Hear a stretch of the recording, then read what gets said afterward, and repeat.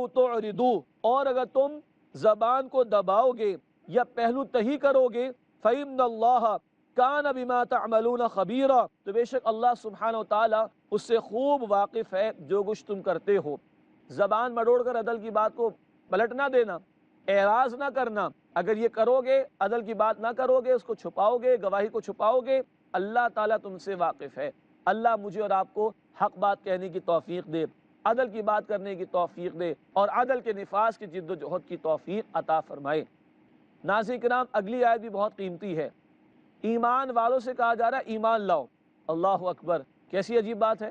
ایمان والوں سے کہا جا رہا ہے ایمان لاؤ۔ ترجمہ توجہ سے سنیے گا، فرمایا یا ایھا الذین آمنو، اے ایمان والو، آمنو باللہ ورسولہ، ایمان لاؤ اللہ پر اور اس کے رسول صلی اللہ علیہ وسلم پر، والکتاب الذی نزل علی رسولہ، اور اس کتاب یعنی قرآن پر ایمان لاؤ جو اللہ نے اپنے رسول صلی اللہ علیہ وسلم پر نازل فرمائی، والکتاب الذی انزل من قبل، اور ان کتابوں پر بھی ایمان لاؤ جو اس سے پہلے اللہ سبحانہ و تعالیٰ نے نازل فرمائی۔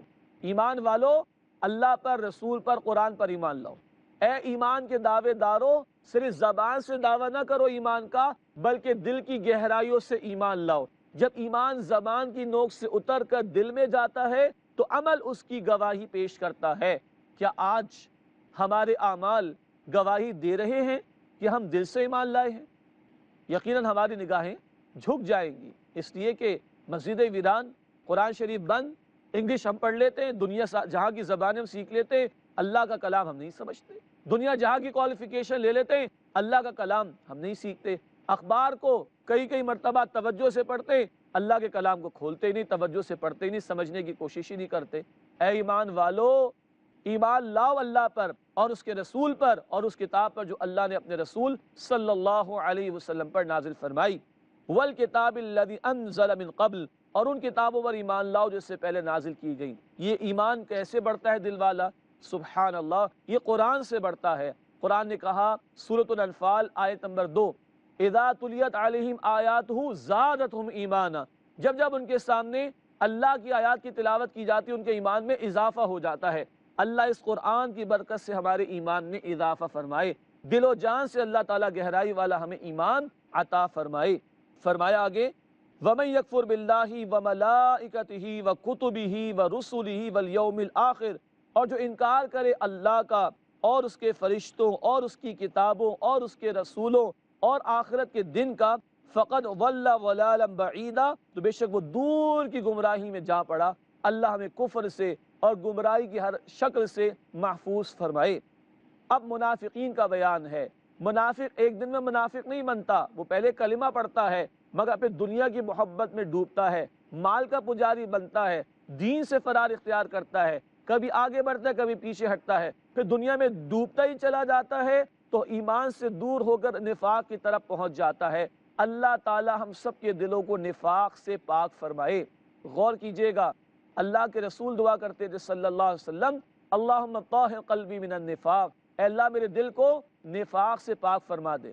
غور کیجئے، اللہ کے رسول صلی اللہ علیہ وسلم، ان کے ذریعے تو ہمیں ایمان پہنچا، ان کے ذریعے ہمیں ہدایت پہنچی، وہ دعا کرتے تھے اے اللہ میرے دل کو نفاق سے پاک فرما دے۔ تو آپ کو اور مجھے بھی تو خوف ہونا چاہیے، آپ کو اور مجھے بھی تو توجہ کرنی چاہیے، وہ کیا حرکتیں ہیں کہ جن سے ہمیں بچنا ہے تاکہ منافق نہ ہو جائے، انہی کا بیان سورہ نساء میں چل رہا ہے۔ آئیے پڑھیں۔ فرمایا ان الذین آمنوا، بے شک وہ لوگ جو ایمان لائے، ثم کفروا، پھر کافر ہو گئے، ثم آمنوا، پھر ایمان لے آئے، ثم کفروا، پھر کافر ہو گئے، ثم ازدادوا کفرا، پھر کفر میں بڑھتے ہی چلے گئے، لم یکن اللہ لیغفر لہم، اللہ ہرگز ان کو نہیں بخشے گا، ولا لیہدیہم سبیلا، اور نہ اللہ انہیں سیدھا راستہ دکھائے گا۔ اللہ اکبر۔ ایمان لائے، کفر کیا، پھر ایمان لائے، پھر کفر کیا، پھر کفر میں بڑھتے چلے گئے۔ یہ گو مگو کی کیفیت، کچھ چلنا کچھ رک جانا، ویٹ اینڈ سی والی پوزیشن، یہ ہے منافق کا نفاق۔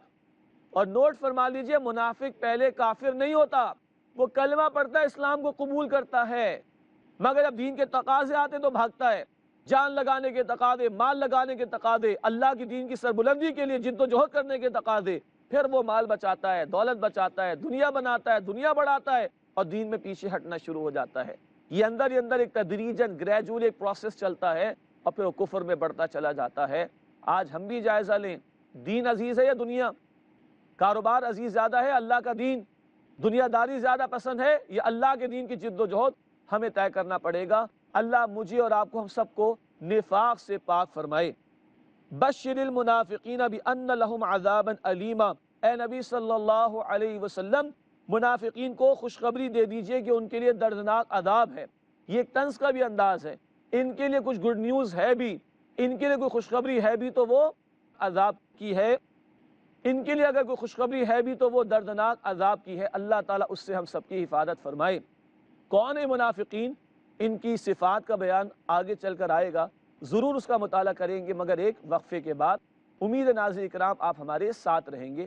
السلام علیکم ورحمۃ اللہ وبرکاتہ۔ كلام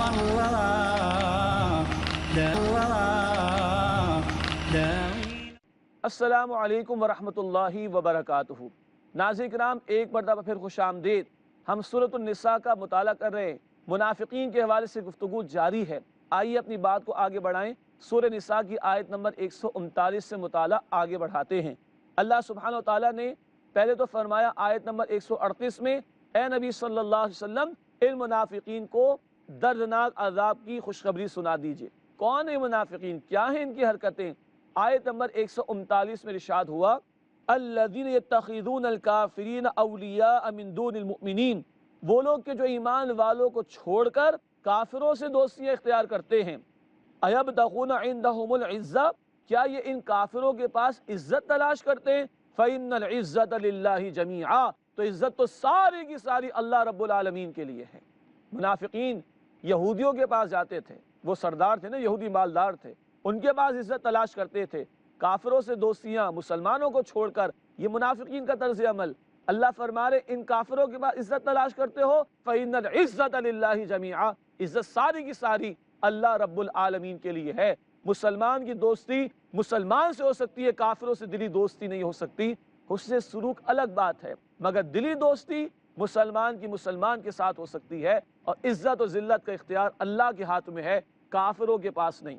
فرمایا وَقَدْ نَزَّلَ عَلَيْكُمْ فِي الْكِتَابِ، اور یقیناً اللہ سبحانہ و تعالیٰ کتاب یعنی قرآن میں یہ بات نازل فرما چکا ہے، ان اذا سمعتم آیات اللہ، کہ جب تم سنو اللہ کی آیات کے بارے میں، یکفر بہا، کہ ان کا انکار کیا جاتا ہے، ویستہزأ بہا، اور ان کا مذاق اڑایا جاتا ہے۔ یہ بات قرآن میں پہلے نازل ہو چکی ہے۔ ابھی ہم سورہ نساء مدنی سورت کا مطالعہ کر رہے ہیں۔ سورۃ الانعام جو کہ مکی سورت ہے، سورۃ الانعام کی آیت نمبر 68 میں یہ بات آ چکی ہے کہ جب تم سنو اللہ کی آیات کے بارے میں، یکفر بہا، کہ ان کا انکار کیا جاتا ہے، ویستہزأ بہا، اور ان کا مذاق اڑایا جاتا ہے، فلا تقعدوا معہم، تو ان کے ساتھ نہ بیٹھنا، حتی یخوضوا فی حدیث غیری، یہاں تک کہ وہ مشغول ہو جائیں کسی اور بات میں۔ دور نبوی صلی اللہ علیہ وسلم میں بھی ایسا ہوتا تھا، منافقین اور اس طرح کے لوگ اس طرح کی باتیں کرتے تھے جہاں اللہ کی آیات کا مذاق اڑایا جاتا تھا۔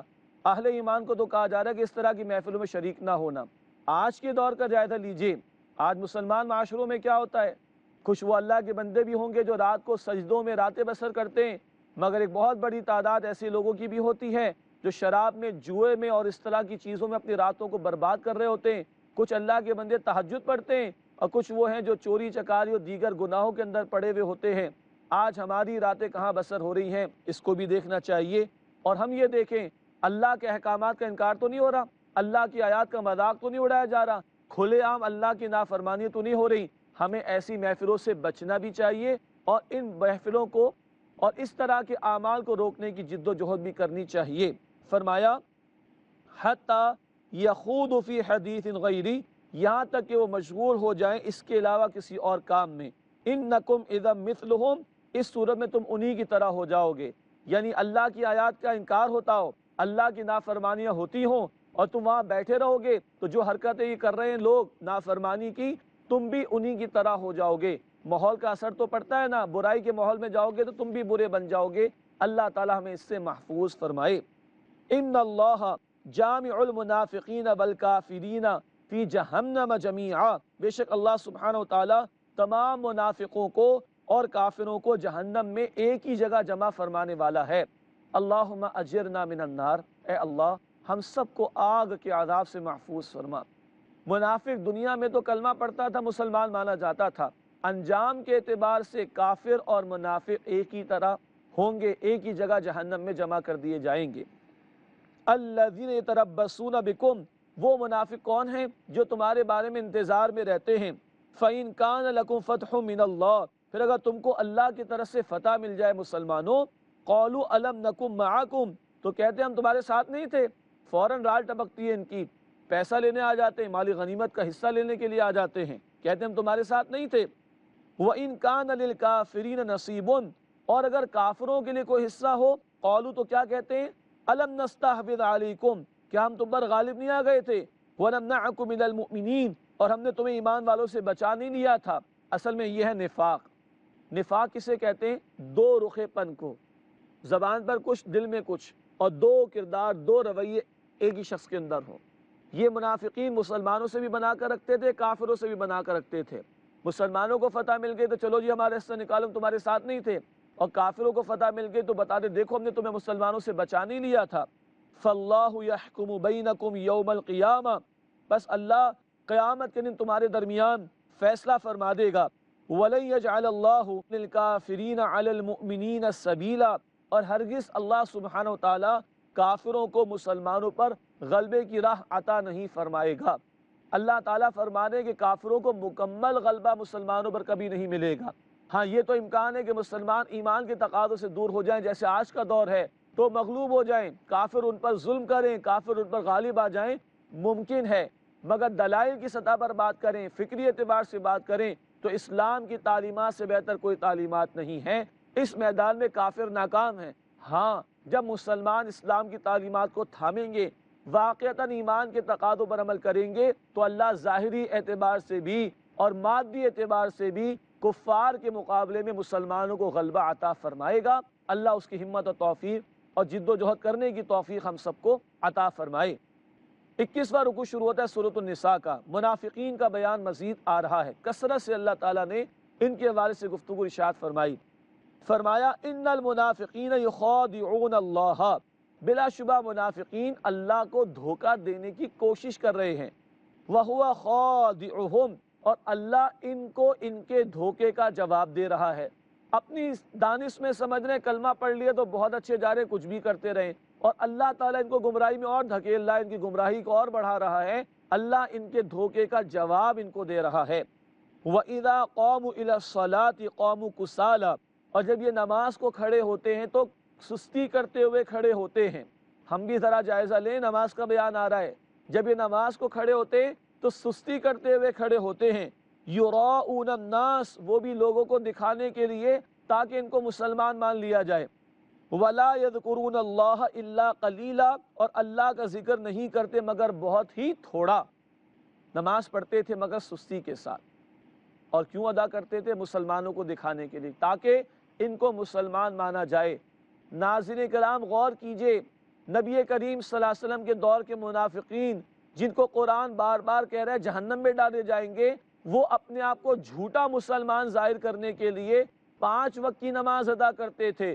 عبداللہ بن ابی جو منافقین کا سردار تھا، جمعے کے دن پہلی صف میں بیٹھتا تھا۔ آج کا مسلمان بڑا مطمئن ہے، وہ بس جمعے کی ادا کر کے مطمئن ہو جاتا ہے، 5 وقت کی نماز سے اس کو فکر نہیں۔ منافق اپنے اسلام کے اظہار کے لیے 5 وقت کی نماز ادا کرتا تھا، اور مسلمان بڑا مطمئن ہو کر بیٹھ گیا، 5 کی 5 ضائع کر رہا ہوتا ہے۔ انا للہ و انا الیہ راجعون۔ ولا یذکرون اللہ الا قلیلا، اور اللہ کا ذکر نہیں کرتے مگر بہت کم۔ کیوں؟ لوگوں کو دکھانے کے لیے آئے نا۔ ہم بھی سوچیں جب نماز میں کھڑے ہوتے ہیں تو توجہ اللہ کی طرف ہوتی ہے، دکان کی طرف ہوتی ہے، کاروبار کی طرف ہوتی ہے، اور دنیا کی طرف ہوتی ہے۔ اللہ کا ذکر کثرت سے ہو۔ اللہ مجھے اور آپ کو اس کی ہمت اور توفیق عطا فرمائے۔ مذبذبین بین ذالک، اس کے درمیان لٹکے ہوئے ہیں، لا الہ ہؤلاء ولا الہ ہؤلاء، نہ ادھر ہیں نہ ادھر ہیں، نہ پکے ایمان والے نہ پکے کافر بنتے ہیں، ایمان کا جھوٹا دعویٰ کرتے ہیں مگر اس کے تقاضوں پر عمل نہیں کرتے، مفاد پرست ہیں، مسلمانوں سے بھی بنا کر رکھنا چاہتے ہیں، کافروں سے بھی بنا کر رکھنا چاہتے ہیں، لٹکے ہوئے ایک طرف ہو کر نہیں آتے۔ فرمایا वमन युज़लिलिल्लाहु, और जिसको अल्लाह सुब्हानहु व तआला गुमराह फरमा दे, फलन तजिद लहु सबीला, तो ए नबी सल्लल्लाहु अलैहि वसल्लम आप उसके लिए कोई रास्ता नहीं पाएंगे।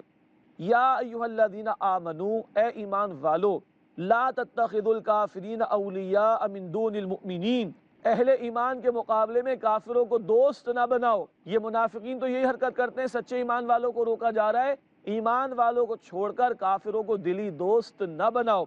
अतुरीदूना अन तजअलू लिल्लाहि अलैकुम सुल्ताना मुबीना, क्या तुम चाहते हो कि अपने ऊपर अल्लाह सुब्हानहु व तआला का वाज़े इल्ज़ाम ले लो। अल्लाह ताला हमें माफ़ फरमाए, हमारे हुक्मरानों को भी तौफीक दे, हम मुसलमानों को भी तौफीक दे। हमारी दिली दोस्तियाँ काफिरों से, अल्लाह के बागियों से ना हो, अल्लाह के मानने वाले ईमान वालों से होनी चाहिए। अब सख्त तरीन आयत में से एक आयत है, मुनाफिकीन का अंजाम क्या होगा। फरमाया इन्नल मुनाफिकीन फी दरकिल अस्फली मिनन नार, बेशक मुनाफिकीन जहन्नम के निचले तरीन गड्ढे में होंगे। काफिरों से ज़्यादा बड़े मुजरिम मुनाफिकीन हैं। फरमाया मुनाफिकीन जहन्नम के सबसे निचले दर्जे में होंगे। वलन तजिद लहुम नसीरा, और ए नबी सल्लल्लाहु अलैहि वसल्लम आप इनके लिए कोई मददगार नहीं पाएंगे। अल्लाह ताला हमें जहन्नम की आग से बचाए और अल्लाह ताला हम सब के दिलों को निफाक से पाक फरमाए। इल्लल्लज़ीना ताबू व अस्लहू, सिवाय उनके जो तौबा कर लें और इस्लाह भी कर लें, अमल की दुरुस्तगी भी ज़रूरी है तौबा की कबूलियत के लिए। व अतसमू बिल्लाह, और अल्लाह को मजबूती से थाम लें। व अखलसू दीनहुम लिल्लाह, और अपने दीन को अल्लाह के लिए खालिस कर लें, सही राह पर आ जाएं। फ़उलाइका मअल मुमिनीन, तो ऐसे ही लोग ईमान वालों के साथ होंगे। तौबा का दरवाज़ा खुला है, सच्ची तौबा कर लो, अमल की इस्लाह कर लो, अल्लाह को मजबूती से थाम लो। अल्लाह को कैसे थामें, हमने समझा था सूरह आल इमरान आयत नंबर 103 की रोशनी में। वअतसिमू बिहब्लिल्लाहि जमीअन वला तफर्रकू, अल्लाह की रस्सी कुरान को मजबूती से थामो और तफर्रुक़े में मुब्तला ना हो जाओ। तो फरमाया कि जो अल्लाह को थाम ले और अपने दीन को अल्लाह के लिए खालिस कर ले, सच्ची तौबा लेकर आओ। फ़उलाइका मअल मुमिनीन, तो ये लोग ईमान वालों के साथ होंगे। वसौफ युअतिल्लाहुल मुमिनीन अजरन अज़ीमा, और अल्लाह जल्द ईमान वालों को अजर अजीम अता फरमाएगा। अल्लाह की रहमत के दरवाजे खुलें, आओ सच्ची तौबा लेकर अल्लाह की रहमत के मुस्तहिक बन जाओ। नाज़रीन किराम, इसके बाद 5वें पारी की आखिरी आयत और बहुत प्यारी आयत है, बड़ा खूबसूरत अपीलिंग अंदाज है अल्लाह सुब्हानहु व तआला की तरफ से। फरमाया मा यफ़अलुल्लाहु बिअज़ाबिकुम, अल्लाह तुम्हें अजाब देकर क्या करेगा। इन शकरतुम व आमनतुम, अगर तुम शुक्र अदा करो और अल्लाह पर ईमान रखो। ये शर्त है, अल्लाह के बागी ना बनो, अल्लाह के शुक्रगुजार बनो, अल्लाह के नाफरमान ना बनो, अल्लाह के इताअत गुजार बनो। तुम्हारा ईमान दुनिया पर ना हो, दौलत पर ना हो, मखलूक पर ना हो, तुम्हारा ईमान तवक्कुल एतमाद अल्लाह पर होना चाहिए। मा यफ़अलुल्लाहु बिअज़ाबिकुम, अल्लाह तुम्हें अजाब देकर क्या करेगा। इन शकरतुम व आमनतुम, अगर तुम शुक्रगुजारी की रविश इख्तियार करो और अगर तुम अल्लाह पर ईमान रखो। व कान अल्लाहु शाकिरन अलीमा, और अल्लाह शाकिर है। बंदे के लिए शाकिर का लफ्ज़ आए तो शुक्र करने के मानी में तर्जुमा होगा, अल्लाह के लिए आए तो अल्लाह बंदे के शुक्र की कदरदानी फरमाता है, इस मानी में तर्जुमा होगा अल्लाह कदरदानी फरमाने वाला है, अलीमा और खूब इल्म रखने वाला है।